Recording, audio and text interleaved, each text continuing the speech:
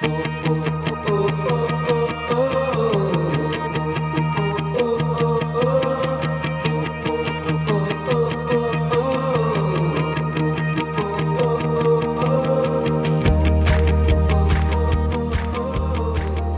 friends, welcome back to another episode of Generic Conversations. Hope you all are doing well. This is Jen Amos, your host for the show. So, how has your new normal been? Let me tell you, this last week here in Virginia Beach, Virginia, we experienced a power outage for 30 plus hours due to the tropical storm Isaias. I hope I pronounced that right. I had to look it up. Isaias. 30 hours of having no power in your house really humbles you. It makes you appreciate what you have, like a car with AC and a charger for my phone and other devices, while my husband, dog, and I drive around town in 90 degrees Fahrenheit.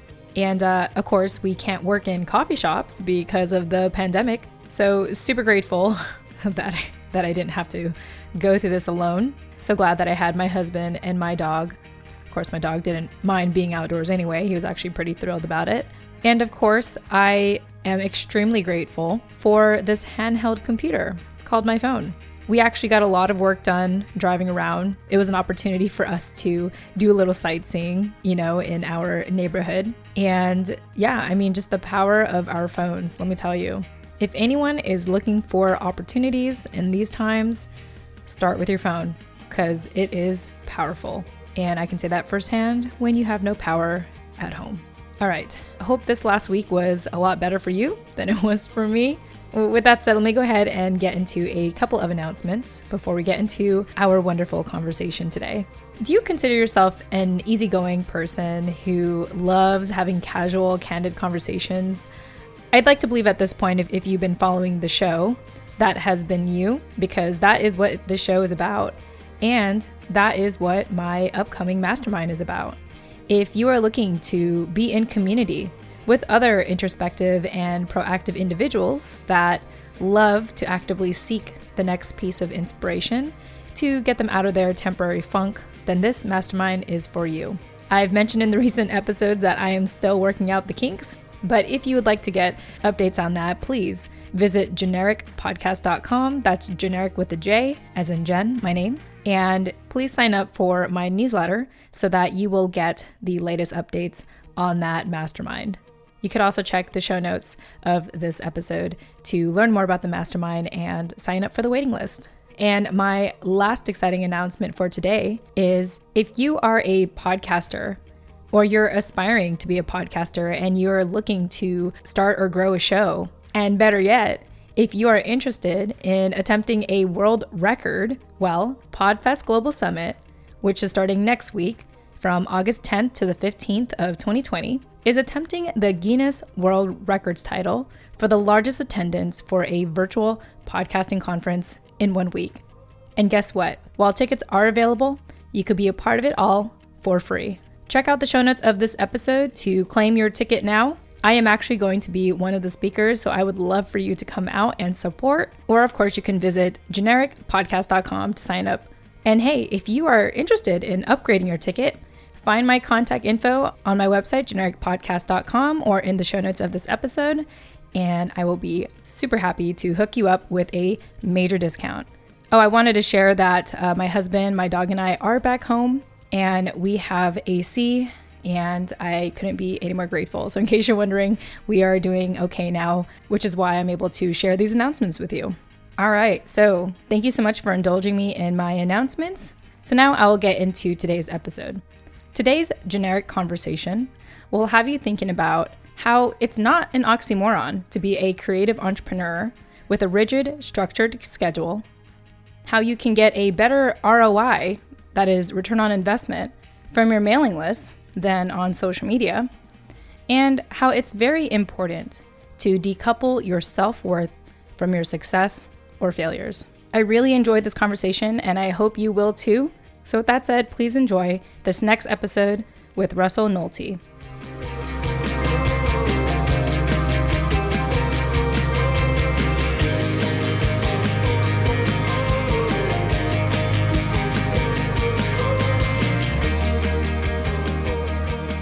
All right. Hey, everyone. Welcome back to another episode of Generic Conversations, where I'm very fortunate to have candid conversations with amazing individuals that'll have you say, I needed this. I'm Jen Amos, your show host, and I'm grateful for you to join us today. So today's conversation is with a very interesting person, Russell Nohelty.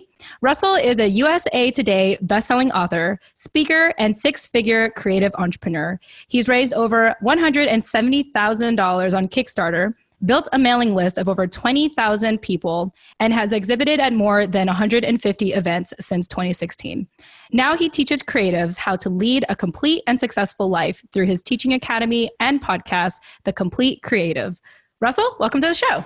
Thank you for having me. Yeah, it's my absolute pleasure. While we were offline, I just wanted to acknowledge that you gave me a beautiful compliment for the name of my show. Yeah, I love it. I love a good pun. Yes, yeah. So if anyone is curious to know where generic conversations come from, I encourage you to listen to the trailer episode of my show where I explain how generic is really a combination of my name and the word generic. So Russell, we had a really cool, just short conversation before we started offline. But for people that are hearing about you for the first time, why don't you share a snapshot of your life today, particularly what keeps you busy or excited nowadays? Sure. So I run 3 companies. I own a Verizon dealership, which I mostly don't hang out at or in. But the 2 things that I do most of the time are my publishing company, Wannabe Press, which publishes comics and novels. Monsters, mythology, and magic are kind of the things that we publish, mostly fantasy, a little bit of horror, a little bit of sci-fi. And then I have a training academy called The Complete Creative. So any day you'll find me kind of bopping between those 2. Most of my life is spent writing, though. That is the passion that I have. That is the work that I do. The training academy is sort of the mission that I have in life to help creatives build better businesses and stop being screwed. So I do that for my podcast. I used to do a lot more marketing for that, but with the downturn, most of my marketing clients have left and left me with a lot more time to write and do podcast records and such. So that is where a snapshot of my day, like today, for instance, is a writing day, except for this podcast. So I get up at 6. I start writing at 9. I write 5,000 words. I got that done right before this conversation. And then about 2 o'clock, I stop and I take a walk, take a nap, read until about 5, where I do a couple more hours of admin work. So my work is basically from about 6 to 2 and then 5 to 7. So about 10 hours a day, roughly, but it's broken up into writing time and then admin time. And then some days you'll see me as a full day podcast recording or full day recording a course. But most of my days now are spent writing, which is just lovely. That's incredible. I think for someone that's a creative, I'm very impressed at what it sounds like a rigid schedule. It sounds like you have a pretty rigid schedule. You telling me the time frames of when you start working and stop working and you take a break and then you start again. I think for myself, the way that I live my life sometimes, other than the scheduled calls that I have with people, I usually just have this to-do list and I say, okay, what's the thing that needs to be done now? But it sounds like you have a pretty organized schedule and you're rigid with your time. Does that sound about right?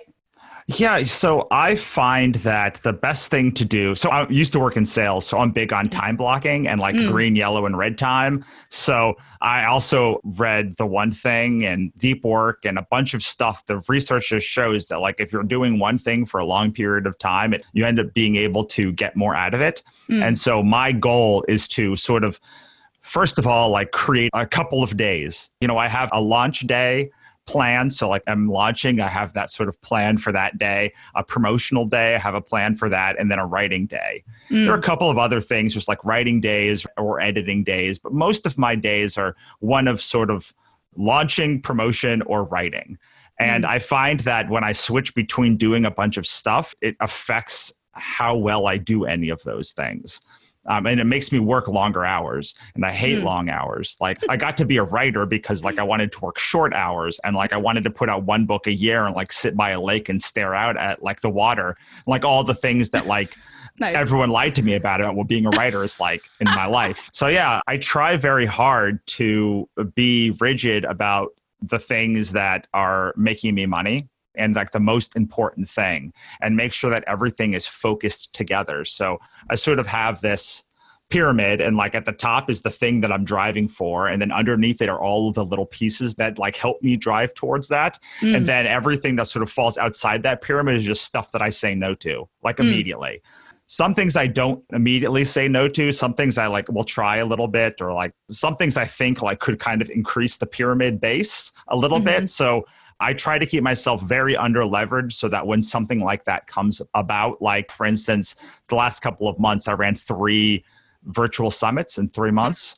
And so it was hellish for me because I was then over leveraged for that couple of months, but it allowed me to kind of see if that was a part that I wanted to include in my business. So I do take on these sort of short sprints where I'm doing different stuff than I normally would. But generally, I fall back in on like on a normal week to trying to do the same thing at the same time. Like I am very much like whatever t-shirt I pick out of my closet first is the one that I'm wearing that day. I try to keep all of the like the simple decisions mindless so that I have time and space to do the work that is very hard. Writing a book is very hard. I've written now 18 novels and 2 nonfiction books, plus a bunch of comics. And there is nothing that is as hard as writing a fiction novel for me. It is completely like, it takes all of my time, energy, and focus. Nonfiction's a little bit easier, but for the fiction work, which is a thing that I really love doing, it is kind of all consuming. And so in order for it to be all consuming, it has to, like, I have to be very precious of that time. Yeah, absolutely. Wow, I think that's really awesome. And it sounds like you are a good role model for creatives that want to be in business for themselves or want to like really, support themselves in their own creative endeavors. And I'm just very impressed by your self-discipline and your ability to time block and everything. Well, it's hard. I'm not going to say that it's like easy. I like looking at Facebook as much as the next person, but there's a couple of things that keeps me the discipline is I know how much I can get done in a day. First up, I have Graves' disease, so I'm chronically ill. And so I have to know how many spoons I have in a day, how much energy I have every day to like on a normal day. So I did a lot of work to be like, okay, I've got about 5 hours or 5,000 words of like creative energy in a day that I can use on most days. Some days I have less, some days I have a little bit more, but generally I have 5 hours. And in that 5 hours, I can get 1,000 words written each hour. And so what I do is I don't beat myself up if I get all of those words done in the 15 minutes. I can then like donk around until the next hour. So it's not like I'm completely like rigid about it. What I am rigid about is making sure that I'm not taking meetings during that time. And then knowing exactly what I'm going to do during that time, because I know my body and I know how I am most productive. And I think that as far as creatives go, for instance, there's a lot of creatives who end up being night owls, but then they find themselves fighting humanity to like do the work during the day. And like they're fighting against their natural tendencies. And I'm very lucky that like I am an early morning person and I lose energy about 2. So I know that by 2, I need to do something to recharge the energy. That's working out or going on a walk. And I watched this masterclass with Frank Gehry. He's an architect who did the Disney Concert Hall and the Guggenheim and a bunch of like beautiful kind of weird buildings. But he was saying that in his work is so structured. There's all sorts of building permits and architectural things and like gravity. There's all of these like forces around him that he has to be beholden to. But in that, there's about 15% that is like his, like that's his magic, like that's the magic. And he was talking about how the structure allows him to be free. And I've always found that in my own work that knowing the structure of what a story is or what a podcast looks like or these little pieces, knowing that structure allows me to be free and allows me to free associate and allows the lizard brain to like make the connections that they need to make. Whereas if I were just going by the seat of my pants, I would be in fight or flight mode. I would be like, okay, I got to do this. I got to do that. I got to do this other thing. And it prevents you from getting into that deep flow state, or at least it prevents me from getting in that deep flow state that allows me to do the kind of hard work of putting a book together. Yeah, absolutely. There's a phrase I heard that talks about the freedom and structure. And it goes something like, a train can't be free unless it's on rails. And you reminded me of that quote and the importance of having structure and direction and, focus essentially on like one thing and one direction and one everything. So I really like that. What was the name of that book again? It's called The One Thing, is what you said? Okay, so The One Thing is, there's two different books called The One Thing. I believe this one is by Patrick Keeler. Okay. It is like The One Thing, and the subheading is the one thing you can do to like get extraordinary growth in your life. Yeah. Something like that. I think that's on my wish list. So I appreciate you talking about that because I've been meaning to, I have one Audible credit for this month that I haven't used yet. And so I think like that book's been sitting on my wish list. So I'm glad that you brought that up. Yeah, I love The One Thing because the thing that entrepreneurs often don't have, especially creative entrepreneurs, is structure. They end up working for 20 hours, but never getting anywhere. They end up like doing 20 podcast records and like being like, where's this thing going? And I found that the idea is called the big domino. And the big dominoes, I don't know if you've ever seen it online, but there are these videos of like this 10-foot tall domino. And then like there's a 5-foot tall one and a 2.5 foot. And like the final one is like just like this big.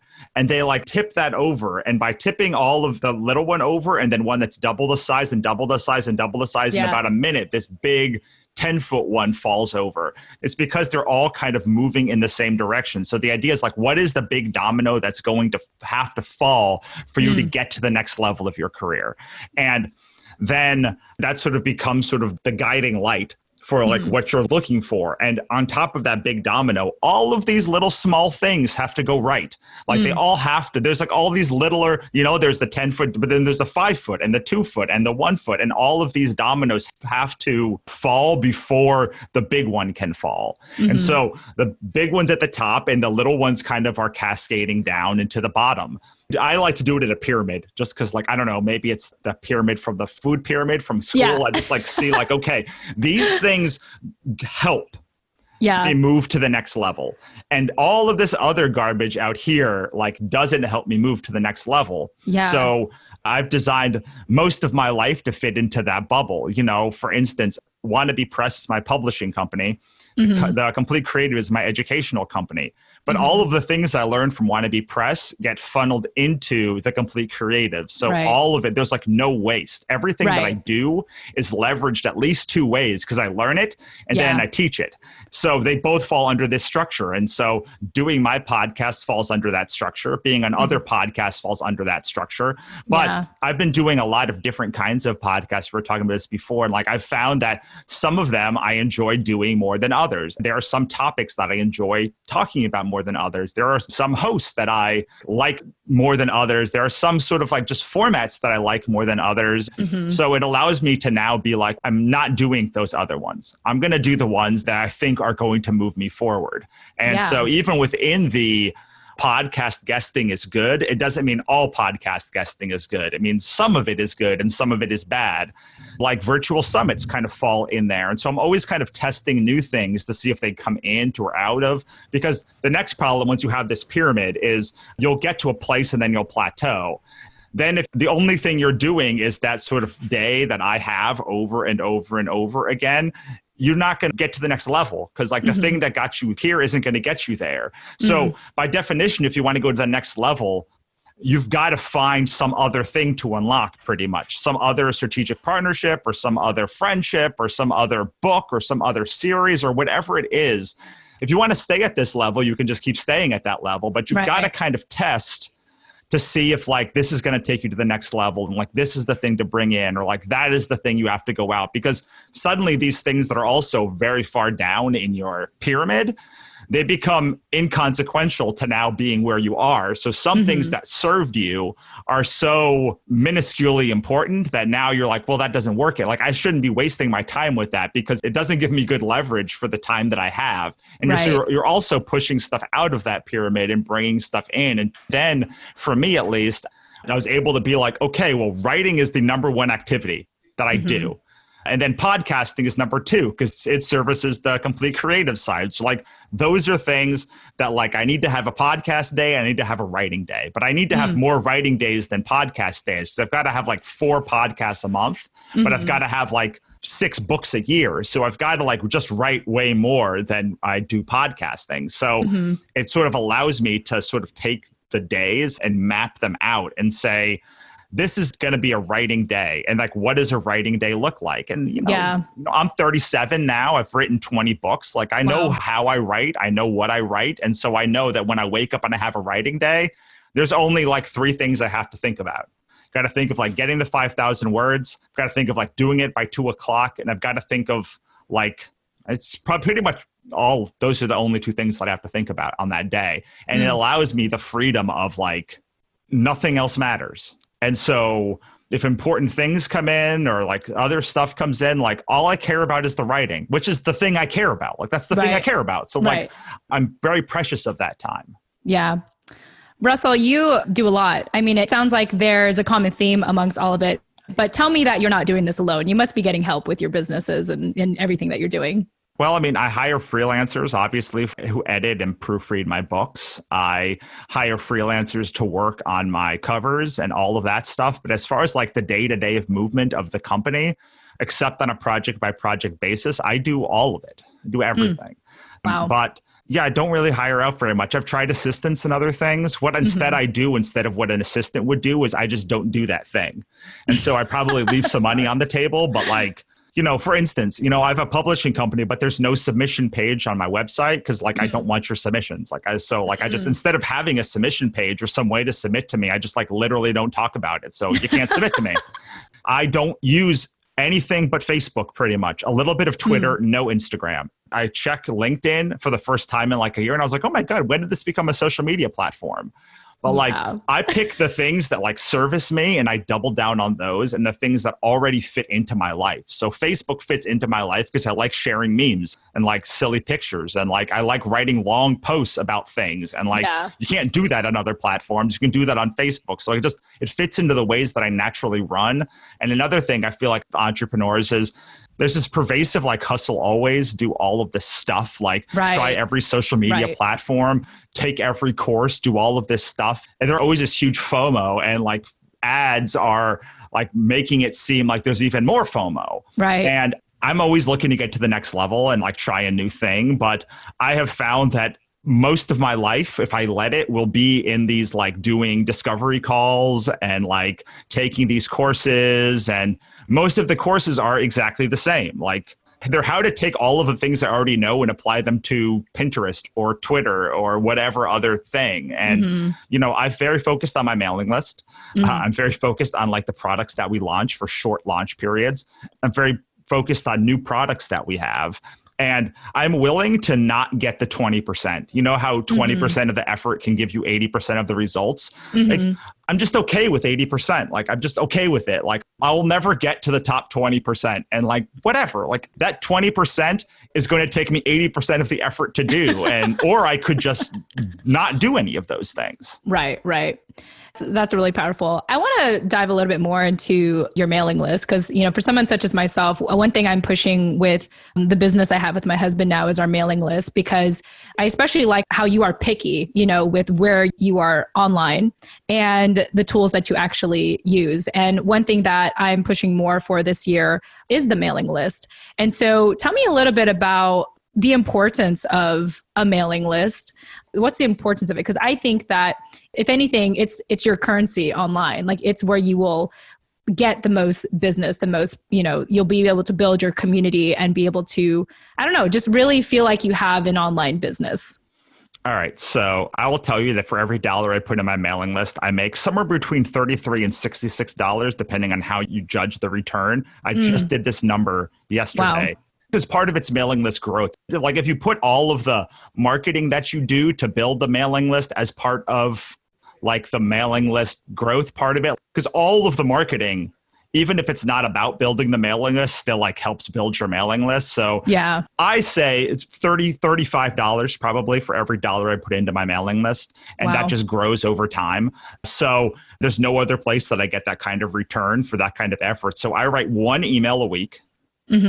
Unless I'm doing launches. And then so I've got a big launch coming up. So I'll probably write like 20 or 30 emails during the 3 weeks that launch is going on. But I put in like 15 minutes per email at this point, and obscene return. And so I don't know, like I don't have to do any advertising. I don't really I do my advertising for other clients, but really my own advertising is mostly word of mouth. And from that, I make like gobs of money. And if I can spend like a couple $1,000s a year, maybe like $1,000, $2,000 a year, and make like $60,000 or $80,000 from that list, it's a pretty good ROI. Yeah, absolutely. So here's the thing, you know, social media companies are pretty evil as a rule. I mean, like, I think that's what we're coming to find given current events. Yeah, like current events is really beginning to show. Like the least evil one is saying, we're just not going to allow political ads. And sometimes we'll fact check people that are like doing very, very, very wrong things online. Yeah. Not to make this like a political conversation, but like, I don't think anyone from either side likes any of these social media companies. And plus they destroy like all of your engagement. So depending on what their whim is and like whether they think you're writing the right posts or not. And like your mailing list is just not like that. You know, I mean, like Google can put you into the promotions folder or the spam folder, and so can other providers. But generally, like if you send an email, someone gets an email. Yeah, we have to remember that when we are on social media, we're stepping into someone else's house and their rules, where with the mailing list, it's your house, therefore it's your rules. Right, exactly. And the third thing is like the email is the only thing people value online, really, like their email. Like they don't really protect their identity even, or who they like on Facebook or who they follow on Twitter. But they actually do have some personal ownership of their email. Like they are upset when things come to their email that they don't like. When someone gives you their email, they're saying like, you must be worth something instead of all these other things where you're worth nothing. So just psychologically, you're like, they're letting you into their most personal space online. And that also means something. Fourth, people have been saying for years that like mailing lists are dead, and I've never believed it. I definitely don't believe. I've never believed it since the beginning, and I certainly don't believe it now. I think that you have to be judicious with how you use your mailing list. But the thing with mailing lists is they're judged all wrong. So mailing lists are judged by the engagement you get to that mailing list. But I don't really get a lot of replies to my emails, and yet I make tens of thousands of dollars online a year with my email address because people aren't responding. They are there to buy.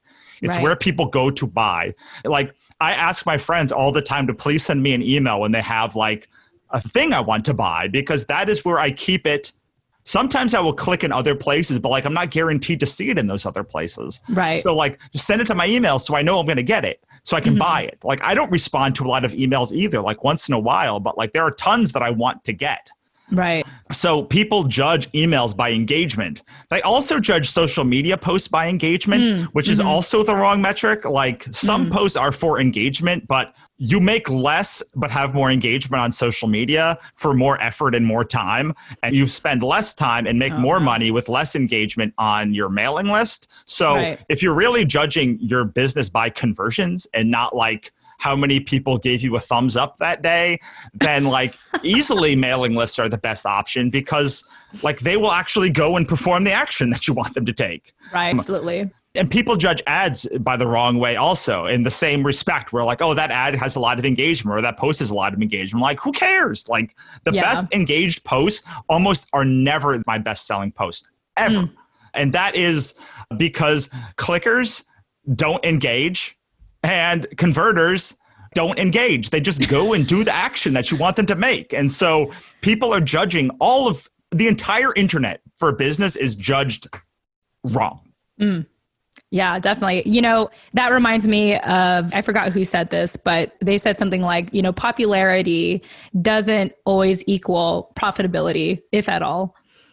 And the way that you're describing social media and how people are so focused on the likes and the comments and the shares, I remember I tried to play that game years ago in my second business venture. I had a boutique social media marketing agency. And that was the thought of like, oh, hey, you got to build your following, you got to build your engagement, because that's going to equate to sales. And come to find it's the people that, like you mentioned, like people like to click, but it doesn't necessarily mean that they are going to take action.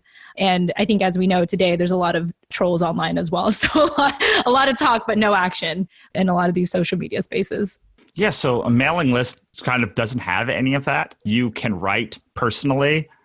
Also, Mm-hmm. like, someone's just not going to join your mailing list. Like, they're just not going to like Right. join willy-nilly. Like, they're going to join because you gave them something and they think that there's value. Now, oftentimes, like, you'll have to cull a lot of people from your mailing list over time because, like, for they don't engage, or like they entered a wrong email or whatever the thing is. But like, Mm-hmm. but generally, someone's going to your website and joining your mailing list or taking an ad or like getting a thing from you, like, they're not just some random person that are looking there. So like, they have Right. some interest. And so there's just a higher interest level for people on your mailing list. That does not mean everyone will buy from your mailing list. That is a big fallacy.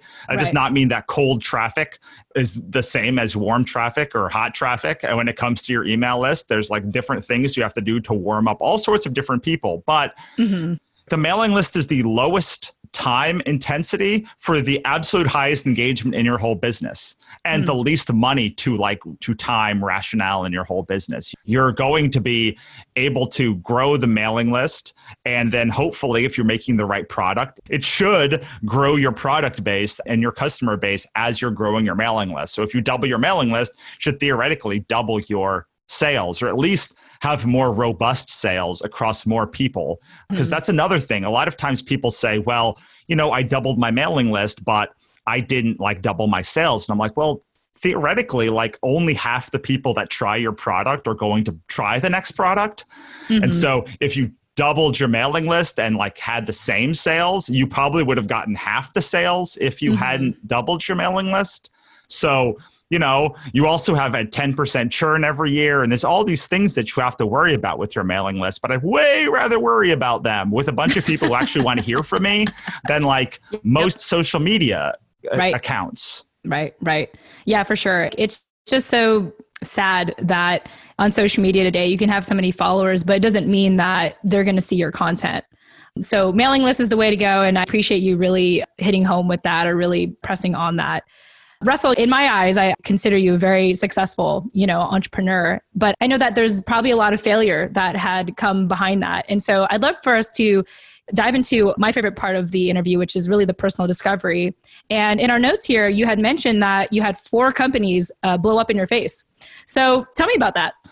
All right. I have 2 big personal discoveries, but the first one was I had a bunch early, and then I had one like literally just last year. So the first 4 companies that I had, none of them worked out like at all. I think I made the same amount in my first launch and Wannabe Press than I did the entire time with my first 4 companies, except maybe like some photography work. But like, I started my first company in 2005.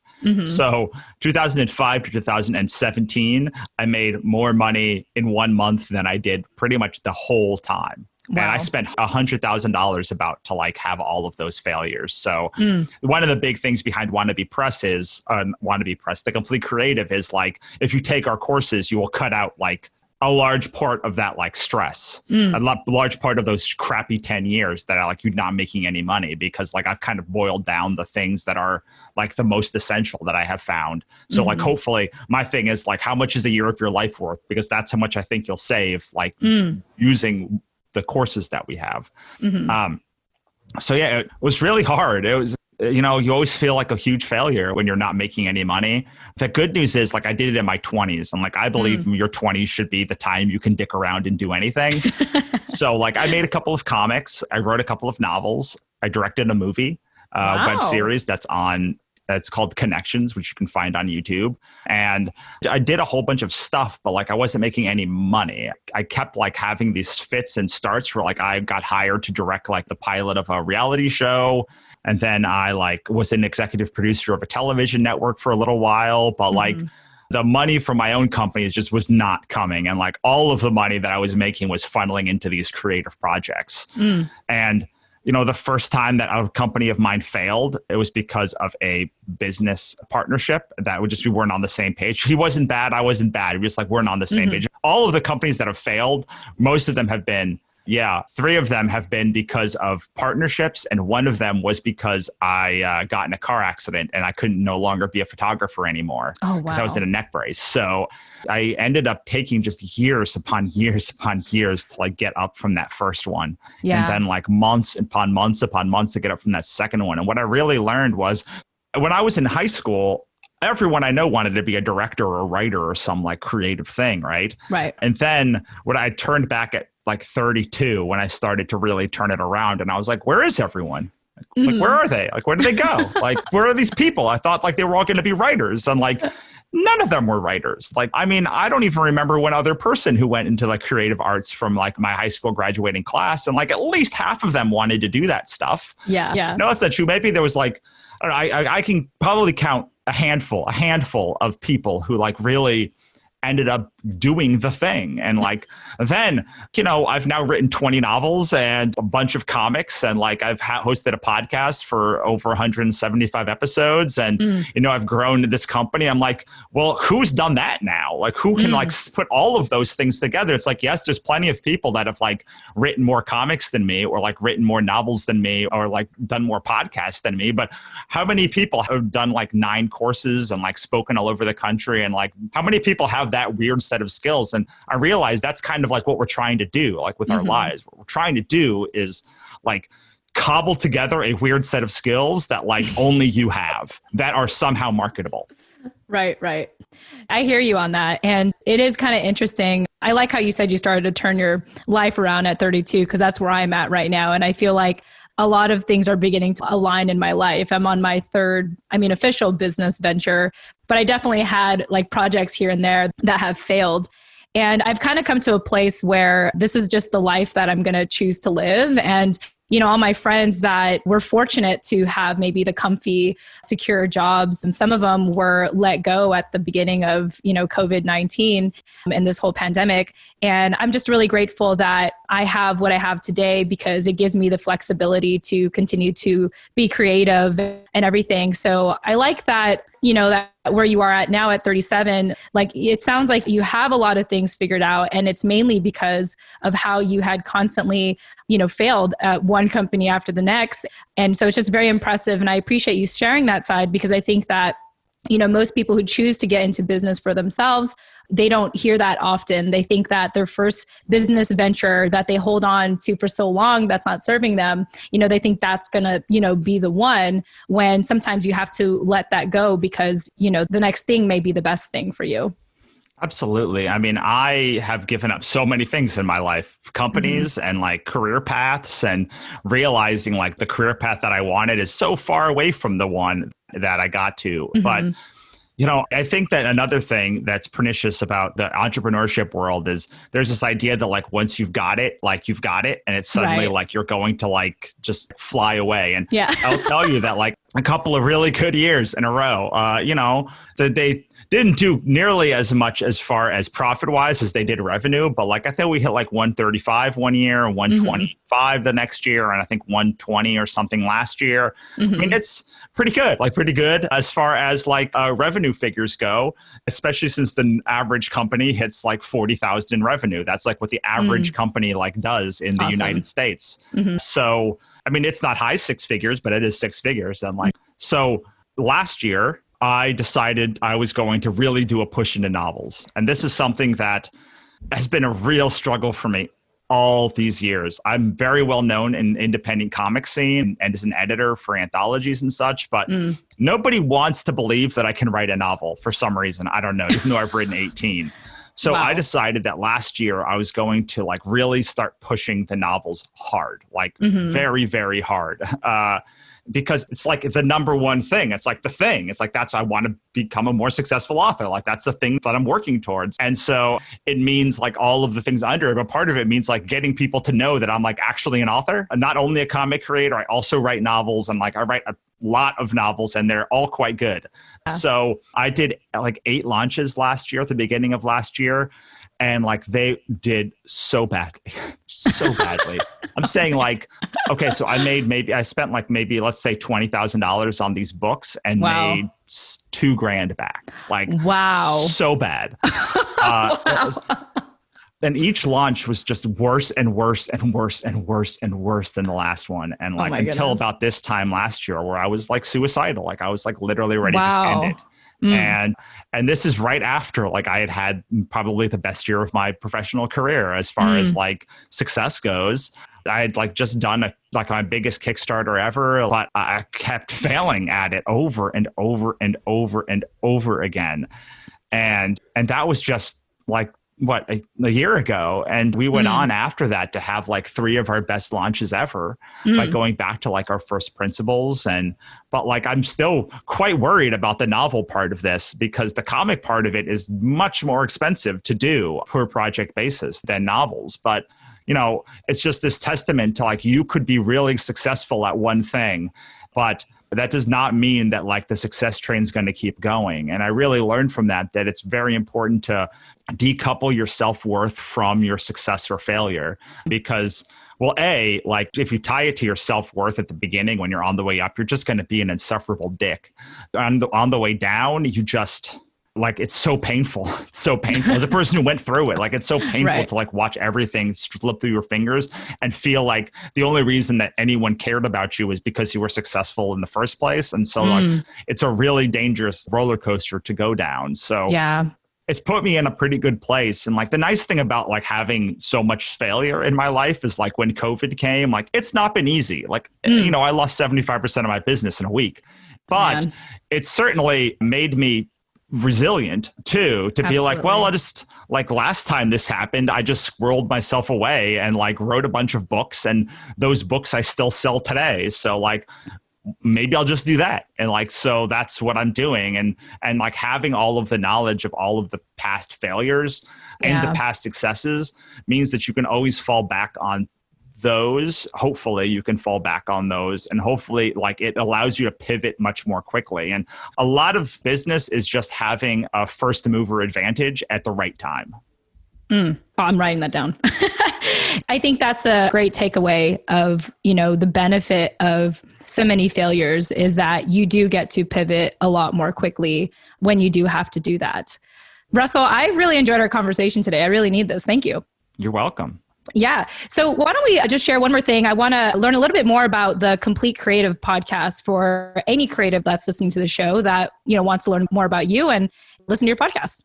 Sure. So I have a training academy blog and podcast called The Complete Creative at thecompletecreative.com. It has over 400 blog posts, including epic blog posts about how to build your audience, how to run Kickstarters, how to run virtual summits.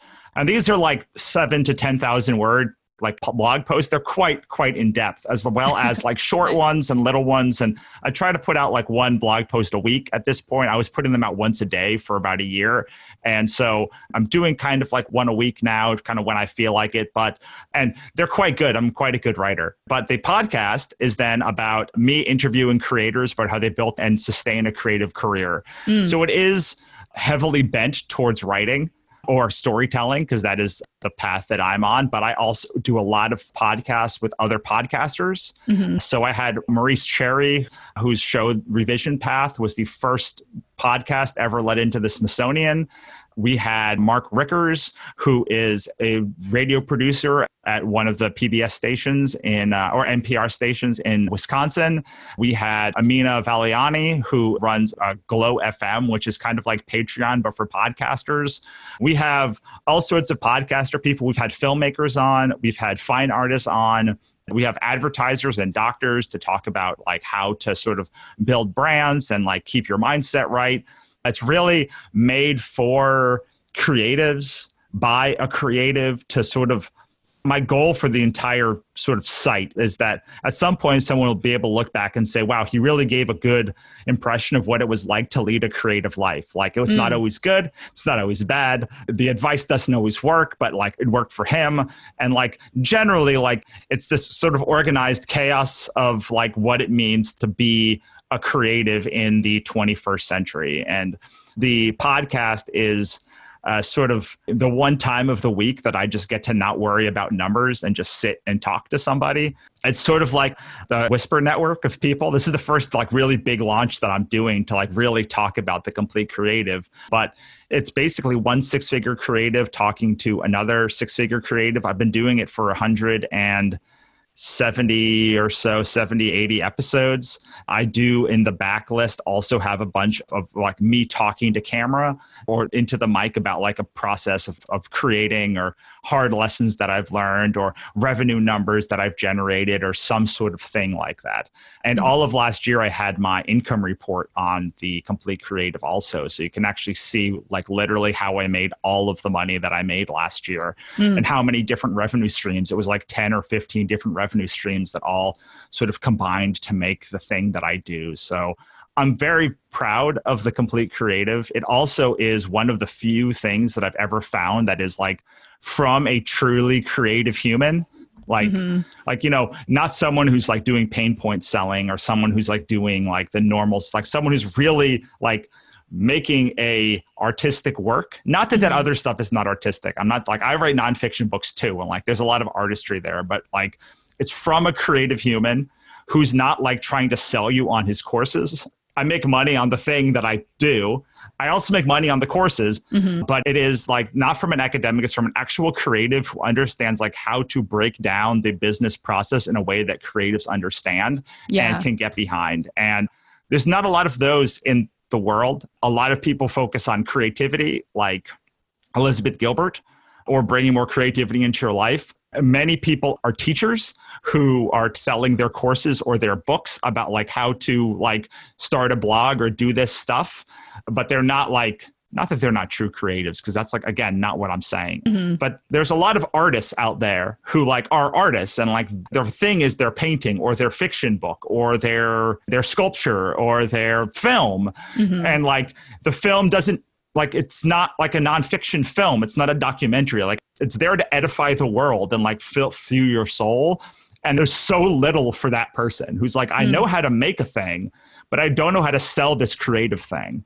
Even people who like are great at like selling stuff or like doing financial management or like doing accounting, like when they try to put that same process to their creative work, it just does not work. It does not, it falls flat. Like the processes are similar, but they're also very different. And I consider myself one of the foremost experts specifically at building a creative business as a creative who has built a business to creatives who are building their own business and to do it in a way that you don't have to feel like you're selling your soul. You sound very talented and very knowledgeable and also very compassionate toward other creatives and helping them grow their businesses. So I'm very impressed by it. And I don't think I've really heard anyone else talk the way that you do as a creative to creatives. So Russell, I want to thank you so much for taking time today to speak with me at Generic Conversations. It's been an absolute pleasure speaking with you and learning from you and just hearing your story and really painting that picture and sharing that transparency or being very transparent about what it takes to be a creative in the 21st century, as you have said. So before we go, I want to see if you had any more closing thoughts and any other social media links you'd like to share or online links you'd like to share for people to get a hold of you.